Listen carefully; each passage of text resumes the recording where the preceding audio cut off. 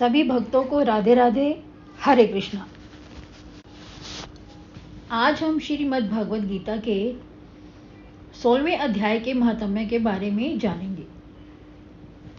भगवान हरि बोले, हे देवी, जो गीता के 16वें अध्याय का नित्य पाठ करता है उसे हिंसक जीवों का कभी भय नहीं रहता और अंत काल में वह भव बंधन से मुक्त होता है। इस संदर्भ में तुम्हें एक उपाख्यान बतलाता हूँ। पूर्व काल की बात है। जम्बू द्वीप में सूरत नामक एक धर्ममय नगर था। उस नगर का राजा खड़गभुज स्वयं भी धर्मनिष्ठ, दयालु, अतिथि सेवक था। वैसे तो राजा के यहाँ अश्वशाला, गजशाला में अनेक अश्व और गज थे, लेकिन राजा को एक गज विशेष प्रिय था जिसका नाम था शत्रुदमन। एक दिन मदोन्मत्त होकर शत्रुदमन ने गजशाला में उपद्रव मचा दिया और सारे बंधन तोड़कर नगर में चिंघाड़ता फिरा। जो भी सामने दिखाई पड़ता उसे ही कुचल देता। इस तरह उसने अनेक उद्यानों को भी तहस नहस कर डाला तथा नगर की शोभा बढ़ाने वाले वृक्षों को भी उखाड़ डाला। वह गज रक्षकों के भी वश में न हुआ। जब राजा को इसकी सूचना मिली तो वह उसे देखने आया। उसके साथ युवराज भी था जो गजों को वशीभूत करने की कला में पारंगत था। युवराज ने काफी प्रयास किया, लेकिन वह भी उसको अपने वश में नहीं कर पाया। इधर नगर में उस गज को देखने के लिए लोगों का समूह उमड़ पड़ा। शत्रुदमन निरंतर चिंघाड़ता हुआ अति पर अति किए जा रहा था। तभी अकस्मात एक मुनि निकटवर्ती सरोवर में स्नान करके उधर ही आ निकले। वह सदैव गीता के 16वें अध्याय का पाठ किया करते थे और वह त्रिकालज्ञ भी थे। जब वह मुनि उधर से गुजरने लगे तो भीड़ में से कुछ लोगों ने चिल्लाकर कहा, हे मुनिदेव, आप इस मार्ग से आगे ना बढ़ें। आगे एक हाथी मदोन्मत्त होकर विनाश करने को तत्पर है। कहीं वह आपका भी अनिष्ट न कर दे। अतः आपसे निवेदन है कि आप वापस लौट जाइए। लेकिन मुनिदेव लोगों की इस चेतावनी की अवहेलना करते हुए उस मार्ग पर आगे बढ़ते जा रहे थे। अंततः मुनि का उस गज से सामना हुआ। पहले तो गज चिंघाड़ा, फिर सबके सामने देखते ही देखते वह सामान्य हो गया और मुनि के चरणों में सूंड से प्रणाम करने लगा। यह देखकर राजा व युवराज सहित सभी नगर निवासी चकित रह गए।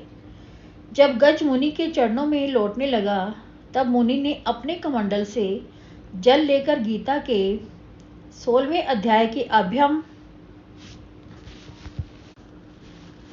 सत्व संशु द्विर्ज्ञान योग व्यवस्थिति मंत्र से उस जल को अभिमंत्रित कर गज पर छिड़का तो वह गज योनि से छूटकर भगवान हरि के दिव्य धाम को प्रस्थान कर गया।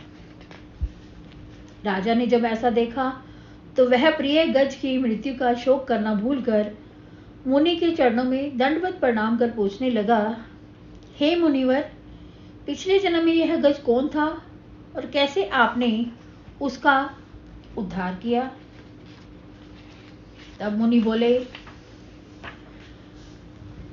हे राजन, यह गज पिछले जन्म में मेरा ही शिष्य था। इसको मैंने शास्त्रों का ज्ञान कराया था। बड़ा होकर यह विद्वान हो गया। एक दिन मैं तीर्थ भ्रमण के लिए प्रस्थान कर गया और आश्रम का दायित्व इसी को सौंप गया था। तीर्थ भ्रमण करते हुए मुझे अधिक समय व्यतीत हो गया। एक दिन मैं पुनः आश्रम में लौटा।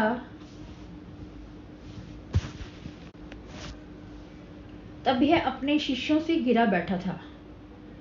मुझे देख लेने के बाद भी इसने न तो मुझे उठकर प्रणाम किया और न ही मेरा आदर सत्कार किया। फलस्वरूप मैं भी क्रोधित हो गया और इसे शाप देते हुए कहा, अरे मूढ़, ज्ञान गर्व के कारण तेरी मति भ्रष्ट हो गई है। तू गुरुजनों का आदर सत्कार करना भी भूल गया है। जा, तुझे गज योनि प्राप्त हो। इतना सुनकर वह शाप भय के कारण कंपित हो गया और बार बार दंडवत प्रणाम करता हुआ बोला, हे गुरुदेव, मुझसे यह भीषण अपराध हुआ है।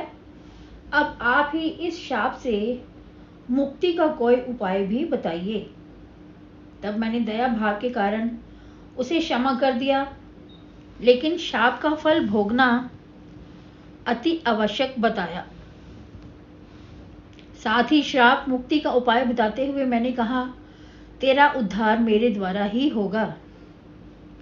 मुनि बोले, हे राजन, इसे पिछले जन्म की स्मृति थी, जिसके कारण इसने मुझे देखते ही पहचान लिया और मेरे चरणों में लौट गया। इसको पता था कि इसका उद्धार मेरे द्वारा ही होना है। राजा ने पूछा, हे मुनिदेव, आपने किस साधन से इसका उद्धार किया? मुनि बोले, यह गीता के 16वें अध्याय का प्रताप था, जिसके कारण गज को मुक्ति मिली।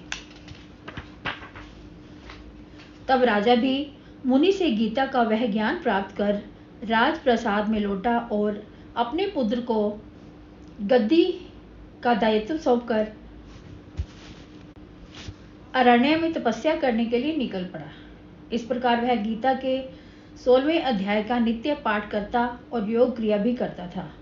फलस्वरूप वह भव बंधन से मुक्त हो गया। तो यह था गीता का 16वें अध्याय का महात्म्य।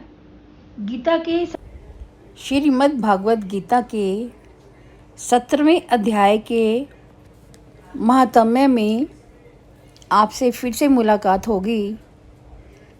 और हाँ, अगर आपने अभी तक भी मेरे चैनल को सब्सक्राइब नहीं किया तो आप प्लीज़ मेरे चैनल को सब्सक्राइब कर दीजिए, ताकि आने वाली वीडियोस की नोटिफिकेशन आपको मिलती रहे।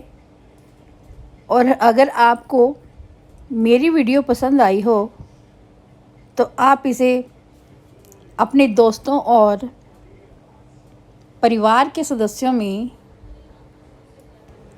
शेयर करना मत भूलिएगा, ताकि आपके परिवार के सदस्य और आपके दोस्त श्रीमद् भगवद गीता की शिक्षाओं का आनंद ले सके और भगवद गीता की शिक्षाओं का फ़ायदा उठा सकें। मिलते हैं अगली ऐसी वीडियो में। तब तक के लिए राधे राधे, हरे कृष्णा।